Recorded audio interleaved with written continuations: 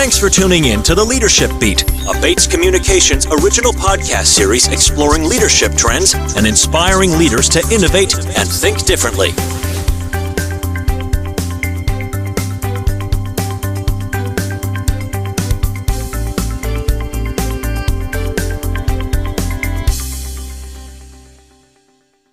Hello, I'm Suzanne Bates. Welcome to the Leadership Beat podcast, where we talk with leaders and thought leaders about hot trends and cool topics in business.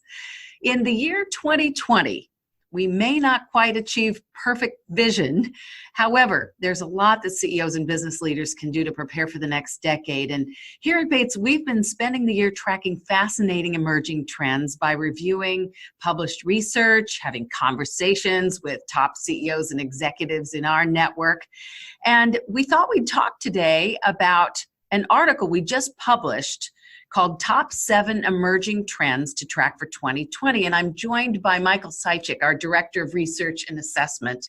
Michael is part of our research team, our Research, Innovation, and Practice group that bring innovation to leadership, like our assessments, the Bates Executive Presence Index and the Leadership Team Performance Index. And Michael's a published thought leader.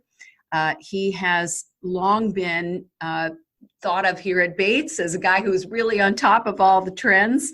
And we're very fortunate to have him not only doing our research, but here to have a conversation with me today. Michael, great to have you not in the same room. You're in Philadelphia. I'm here in Boston today, but very fun to kind of get together and just have a conversation about these cool trends we're seeing. Yeah, I look forward to it. We had a lot of fun putting the article together, and it's always fascinating to talk about, what you think's coming down the pike. Yeah. So, as I say, we'll probably talk about just 3 or 4 of the 7 trends, and we'll let you know at the end how you can download the article on trends. But one of them that really struck us as we were talking about what's going on out there for the next decade, what are leaders going to need to pay attention to? One of them was a concept called the morality quotient. And as we were reading about the morality quotient, we thought, wow, this is going to really enter the conversation in business and certainly the battle for great talent. So a little background, moral identification is the human tendency to feel an affinity to a company or an entity that has beliefs that are similar to yours. So there's reason to believe that there's more and more sensitivity to the morality of companies, the ethical behavior of companies. And there are all kinds of ways that's being expressed, such as, more attention to bias in the workplace, but also sustainable environment and what companies are doing to protect a sustainable environment. And there are those out there in leadership who believe you can actually measure a company's morality with what's called the moral quotient, or MQ. And we started to wonder, wow, is this really going to be a factor in business? Not only in how consumers think about businesses, but also about how employees think about the companies they work for. What do you think about that, Michael? I mean, in many ways, we've always cared about companies' morality. I mean, the ones who really violate ethics, they're on the front page of the Wall Street Journal, right? But what's different about our times right now? What makes you think this might be a trend to pay attention to? Well, let me give you 2 examples. One's close to home. One of my daughters refuses to shop at Walmart because of their carbon footprint. And every time I buy something, she says, "You didn't buy that at Walmart, did you?" Because she wants to make sure that I'm not supporting somebody that she thinks is harming the planet. So that's on the kind of consumer level. But in terms of coaching, this happened 2 weeks ago. I was coaching an executive, and his main concern was his unit was just acquired. And because of the greatness his division is doing, and his secret sauce are the techies, the high-tech people that work for him, because they love to work for the former company because of their values. And they're now at risk of leaving because the company that acquired them, these techies don't like the values and ethics of that acquiring company. And they're thinking, well, if I'm going to work for somebody I don't agree with, why don't I go across the street and work for somebody who's going to pay me more money? So he's really concerned that he's actually going to lose his top talent. Well, in the war for talent right now, when you consider the fact that unemployment is at a low we haven't seen since the 1960s at 3.5%, the war for talent out there is just incredible. And companies are adding jobs. I think I read, the average per month this year was 180,000 jobs a month are being added. So companies are out there looking for people to come to work for them. And employees have their choice.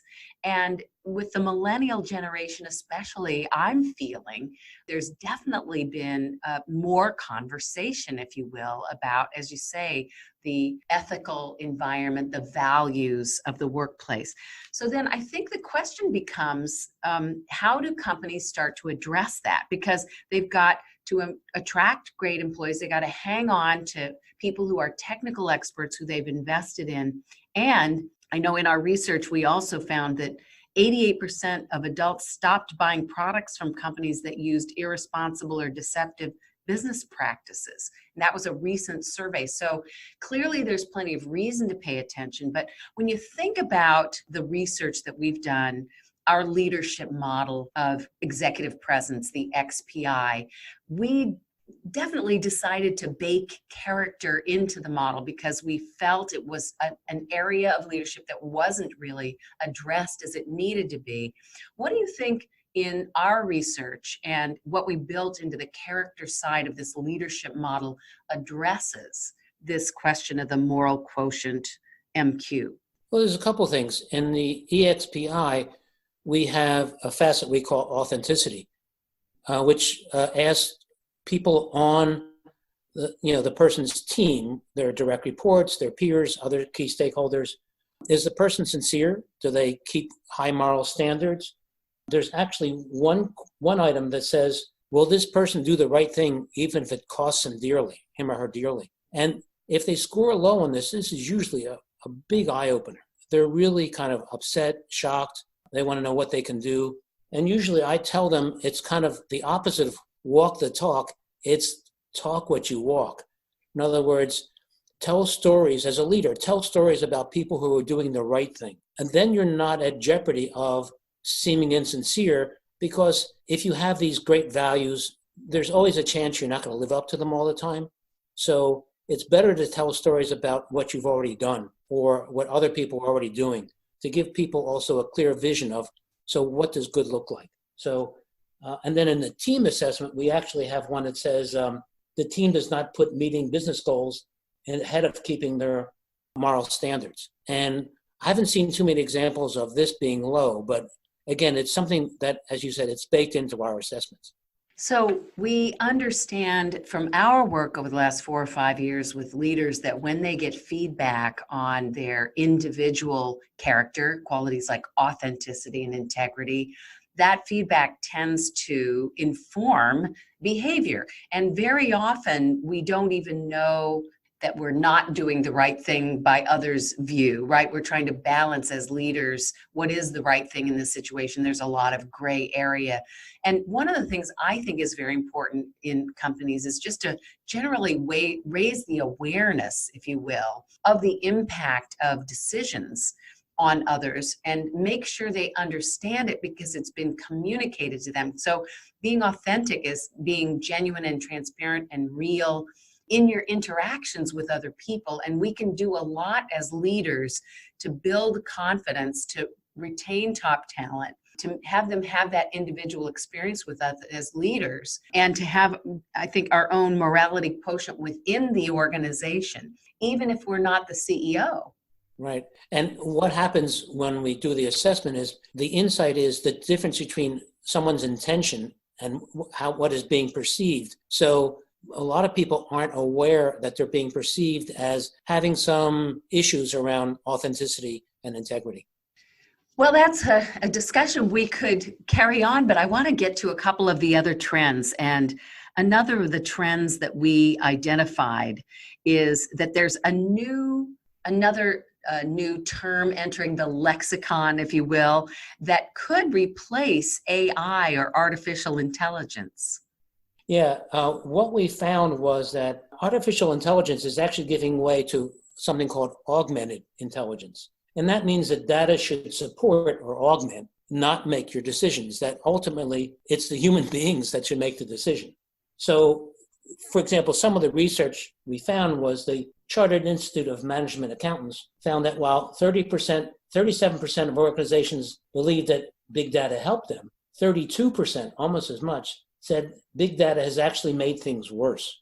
And a Gartner study found that poor data quality is a primary reason for 40% of all business initiatives failing to achieve their targeted benefits. So what we're finding in the research and in our own experience is that big data is not all that, you can't rely on the data just explicitly. So be careful what data you use and how you use it. So, for example, just two issues. People may be aware that recently the Apple Card has been making news because, among other people, Steve Wozniak, the co-founder of Apple, when he applied for credit, he and his wife applied for the credit card, he got 10 times the spending limit as his wife, even though they share all their financial assets and accounts. So there was a bias built into it because these algorithms are created by humans who have biases. And also, creditworthiness can be really a black box and hard to explain. So, how do you explain that his wife got less of a credit limit than he did? If you can't explain it, it can really lead to a lot of confusion. And so, for example, in this term, explainability is coming up besides bias. And researchers at Wharton found this example of a guy named Jack, they call Jack, and that there was this algorithm that says who's supposed to work the Saturday shift. And he got 2 Saturdays in a row. So who does he complain to? Does he go to his boss? His boss is going to say, well, I have no idea. That's what the data said, but I didn't create the algorithms. I don't know what you can do. Yeah, it's unfair. But so not only does Jack feel that this is unfair, his boss can't explain it. And so she is now powerless. You've taken away, the data has taken away her ability to manage and make that human decision in the end. So it sounds like what we're saying is in its purest form or its early form, artificial intelligence isn't pure. It's a black box. And what's in the black box are the human assumptions that we make about what data to pay attention to, how to correlate that data, whether there's causation, whether we have factored everything into the equation, and whether those are actually fair or current. And it's very, very difficult to come out on the other end with what you're calling either explainability or even just, is it intelligence? There was another study found 84% of CEOs were concerned about the quality of data that was being used to make decisions. So yeah, we're in the early frontier. And I think that's why you and I embraced or kind of latched on to this concept of augmented intelligence. In other words, using human intelligence to interpret artificial intelligence, but not just on the other side of the data. It's really, what are we deciding to put into the formula, right? What are we deciding needs to be factored into, to go into that black box so that we get something that's actually valuable on the other side of it? Well, Suzanne, as you well know, our research on innovation found that while there's lots of similarities between men and women, that women actually scored significantly higher on more of our items when it came to leading innovation than men. So the question is, so why aren't women promoted as much, if not even more than men? And part of the reason may be that if you're looking on who to promote, you may look at data over the last 10 years of who was successful in that position. But if all the past people were men, then guess what? You're going to come up with a profile that's geared and slanted towards male characteristics. So the data may be just very, very biased, not intentionally, but just out of not understanding that sometimes there's some just built-in bias in the data. So if we start to think about what advice you would have for CEOs and senior executives going into this next decade, going into the 2020s, it's got to be around how are they being discerning about the data? What data are they demanding? How do they learn to think critically about data?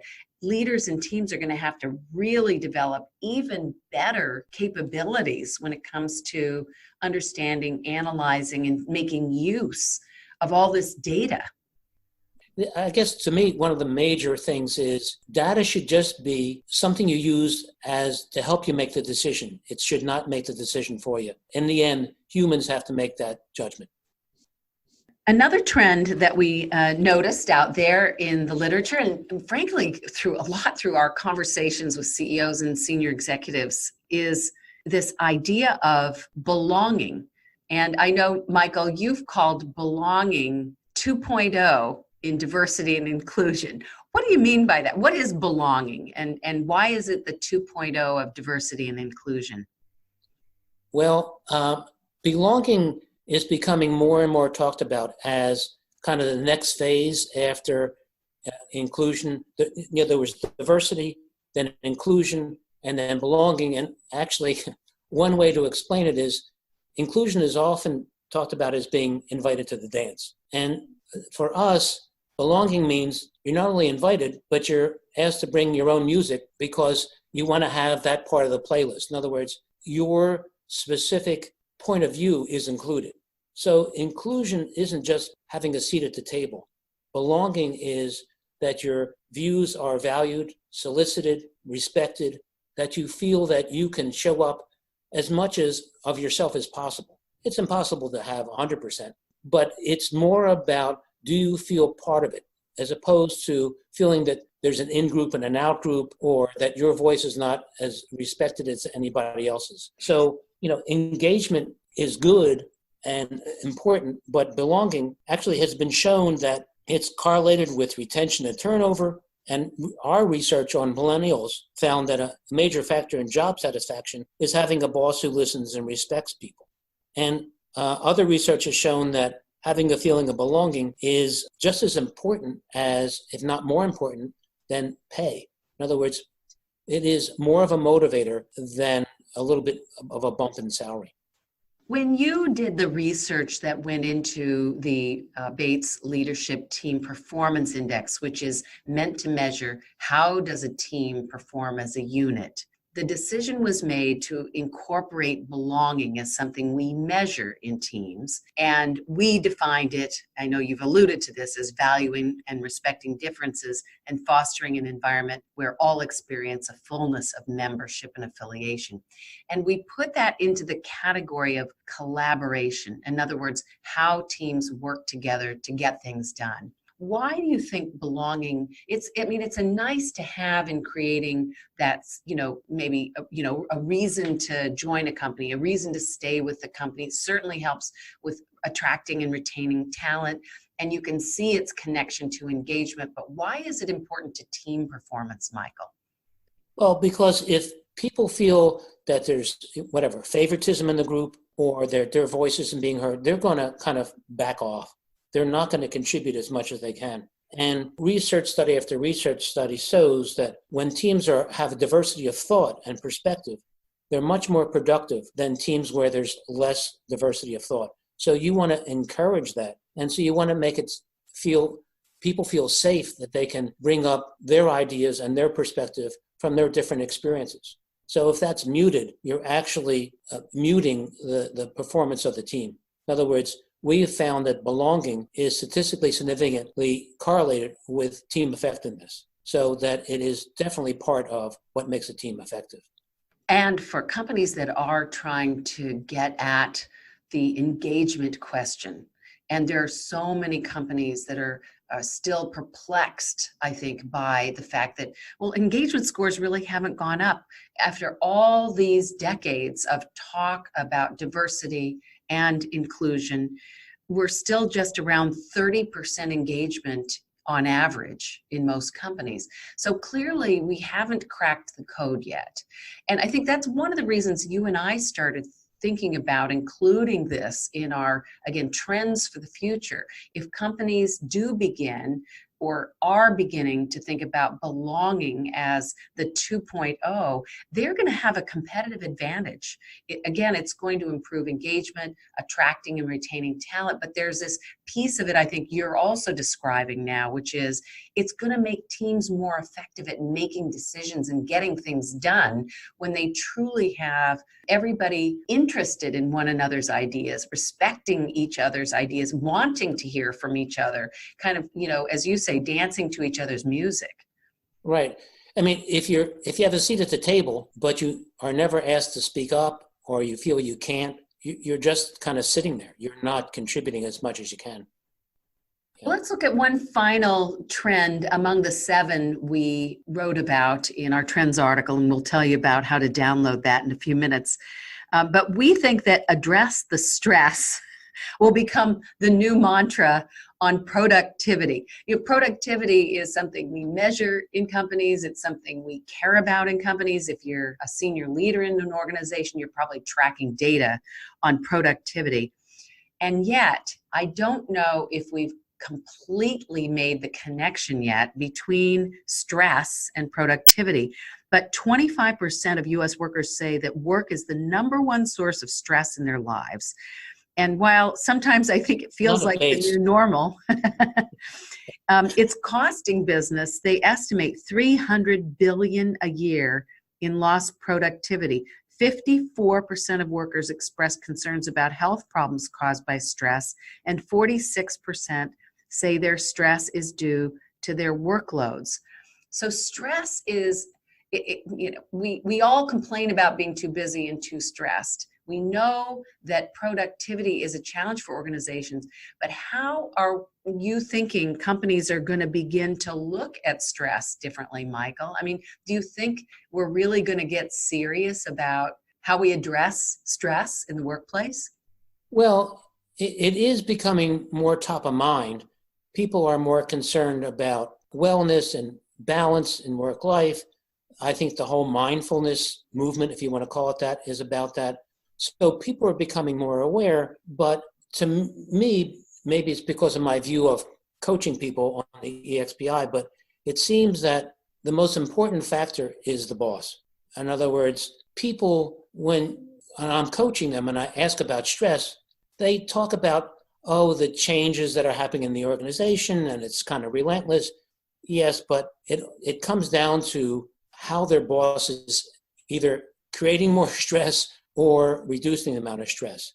So that what I found is that there's a couple items on our assessment that talk about whether the leader is giving people an opportunity to talk about their concerns, to clarify their feelings, to clarify their thinking. And if that is low, what's also usually low is the boss isn't listening, we aren't aligned, I don't know what the priorities are. So that I think one of the major things that a leader can do is make sure that they're clear about what's the vision, what's the strategies, what are the priorities, what are the next steps, and to give people a chance to ask questions. So I get feedback from the person I'm coaching who got this negative feedback that, well, at the end of the meeting, I say, are there any questions? And no one says anything. And I say, well, it could be because, one, they don't think you're going to listen, and two, because they don't feel it's safe to ask those kinds of questions. So I tell them how to do it in a structured way to make sure you just don't ask the question, but you say, take 5 minutes, everybody write down at their seats, 1 or 2 questions you have, then we'll go around the room and I'll write them on a flip chart. In other words, it isn't just enough to ask the question. You have to show you really mean it. And then you'll find out what people aren't clear about. And sometimes it's really eye-opening that you think because you put out a memo that says what the strategy is that people get it. So what you're really talking about here is the interaction, the daily interaction between managers and their employees, among the relationships we create when we have that dialogue and people feel heard. It's interesting because right now, I think when you pick up the newspaper and you read articles about stress in the workplace, a lot of what's being written about is flex time. And, there are a lot of studies out there that show, like 80% higher morale when you're working from home, and 60% of companies are reporting lower absenteeism when they introduce work at home. And work at home, definitely the flexibility, I think any of us who've experienced it know that it can really help with our levels of stress. However, at the same time, what you're talking about, human interaction, is still at the core of the stress that we feel. And you and I both have had so many conversations over the years with leaders and managers who are helping people who are feeling stressed. And I think the lesson here, if there is one, is yes, there are things that we can do to create a more flexible work environment, friendlier work environment. But what it really comes down to, it's about human interaction. And, in addition to listening and paying attention, being resonant with people, I know one of the other areas of concern that we've noticed over the years as we've looked at the data is leaders are often rated as low in composure and restraint. So what does that mean? That means if your leader is ratcheted up during a tough time, right? During a crisis, during times of change, right? If you as the leader are feeling stressed and that stress is flowing down on other people, you can be a good listener, but they're at the heart of it, as managers and leaders, we need to learn to manage our emotions, don't we? Right. Yeah, often, unfortunately, when a leader is stressed, they kind of circle the wagons. They remove themselves. They stop communicating, which is exactly the worst thing to do. So sometimes when I'm coaching, I have to say, no, you have to engage more, not less. Just what you were saying. Or even if you're remote, and I work remotely, if I didn't have clear direction, I'd be sitting here going, what am I supposed to work on? Am I doing the right thing? My boss, is 300 miles away. He may not be available. I can't just walk down the hall and say, hey, do you want me to work on this or that? So it really comes down to that relationship, that communication, as you're saying. So as we look ahead to the next decade, companies that pay attention to addressing the stress are probably going to have a distinct advantage, and it's going to need to go beyond flex time. I mean, that's almost going to get built in to the equation as we become even better at remote work, and we have to make it easy from a technology perspective, and we will, for people to work remotely. We're still going to have to go back to the leader and the culture as the first line of defense on addressing the stress. And we're going to maybe need to bring mindfulness into the workplace to help leaders develop that calm disposition that creates the calm that we need to achieve our business goals, to drive growth, to drive innovation. Right. If I thought I had to go to your administrative assistant and say, gee, is Suzanne in a bad mood today? Can I talk to her? I mean, that's not the atmosphere you want, because, I may have a question. And if I feel you can't be approached, that's not good. The other thing is, going back to integrity, leaders need to tell people the truth. So, for example, a major kind of lie that happens is leaders say, well, just get through this rough period and then everything will go back to normal. 9 times out of 10, that's a lie. This is a marathon. It's not a sprint. So if you tell people, just do it for these couple months, and they really get exhausted, and then they have another change in the middle of that, you're going to stress them out. So help people pace their work. That's your job as a leader. Help people pace. Tell them the truth. Well, Michael, I want to thank you for your research, for your collaboration on this article. It's always fun to get together and talk about trends with you. And I think we can both agree the next decade's going to be very interesting. So if those of you listening now would like to read about more trends we're watching, we invite you to go to bates-communications.com and look for research and resources, and then click on our blog. And you'll find that article on the 7 trends to watch for 2020. You can also write to us at info@bates-communications.com, and we'll make sure you get on the list to be receiving our blogs and our other thought leadership. Michael, thanks.